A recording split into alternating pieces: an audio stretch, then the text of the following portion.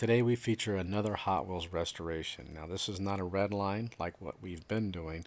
This is actually from 1981, whereas red line ended in about 1977. So what you're looking at is a 1981 Ford Bronco four-wheeler. Now I assume they call it four-wheeler due to four-wheel drive, but I don't know because it's got a motorcycle on the back. You can see it's not in the worst shape. It's actually not too bad. The windows are the worst of it. So we're going to go ahead and start just like we do every other restoration, for the most part by center punching and drilling out the rivet. If you're wondering, it's actually not a rivet, it's a post that's been mushroomed out to keep the base in place. We're getting our larger bit and we're going to drill it out all the way. Now this one did not want to fall apart. It's completely drilled out, but this base was really attached to this body. It must have been in love with it. I don't know. I had to get a screwdriver and pry it apart, which typically I don't have to do. I think there's been maybe one in the past, a long time ago, when I didn't drill it all the way. But this one clearly did not want to come out of there. So we're going to take it apart. And the wheels, this is later models as mentioned, the interior holds the wheels down like they do with the newer ones. So that is kind of a plus in this case.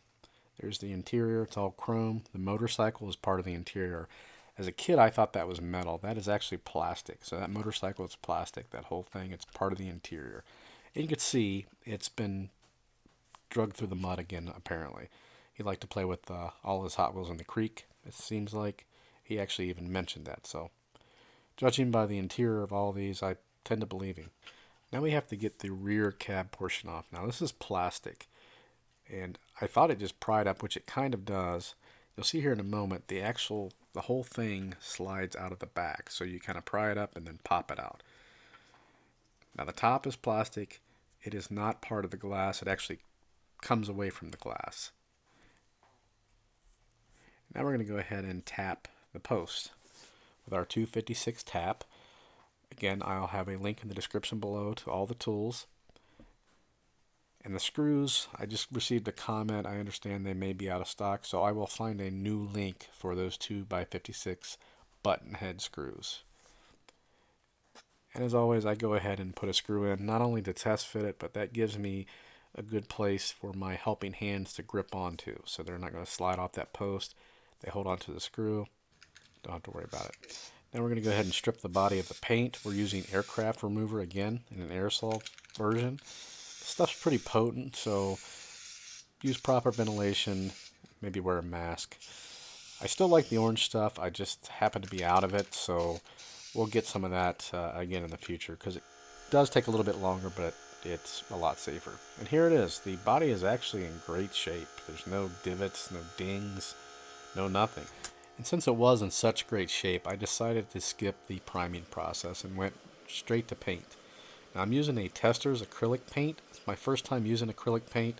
I've always used enamel or Duplicolor, those kind of paints. It was pretty smooth. Now I did have to thin it out, even though it's supposed to be already airbrush thin. I had to end up thinning it out, so keep that in mind. And here it is with the clear on it, Testors clear, Model Masters clear, the wet look, before we actually polish. And it went on real smooth. I was really surprised.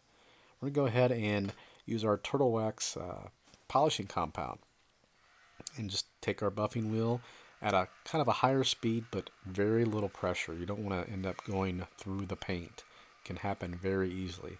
So I go ahead and do the whole car. Here's that base. Look at that mud and that dirt. I'm going to go ahead and clean that up off camera. We also go ahead and paint the motorcycle with the paint pens. They're not markers, they're actually pens. I'll have a link in the description below to these pens. And I used some new finish wax and I waxed the body as well. I'm going to go ahead and paint the interior.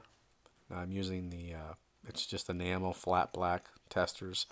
And I like the look that it gives. It's not shiny when it dries. It's just a dull matte finish. And it looks really nice. Next we're going to go ahead and look at the windshield, or the windows. Need to pop off that rear assembly. Again, that's plastic. It's not metal. It's pretty thin. This one's a little scratched up.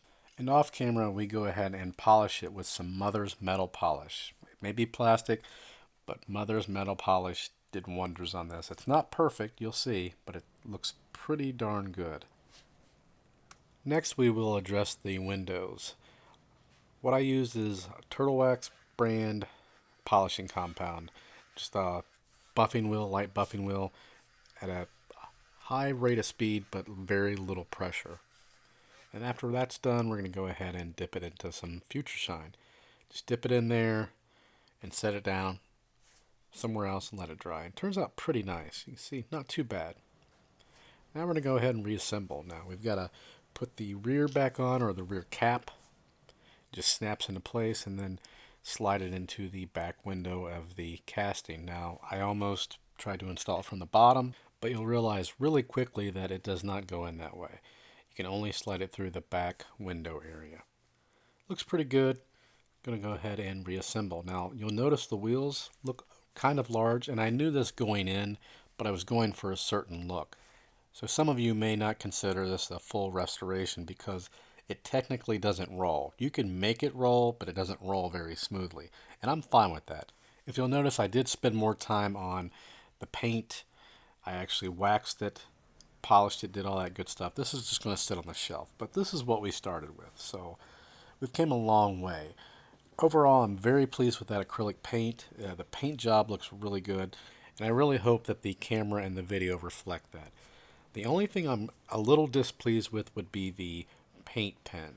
I had a little bit of clumping up on the turn signals, but I did paint everything else. I actually used the chrome paint suggested by a user on the bumpers, front and rear, the motorcycle engine, and the exhaust.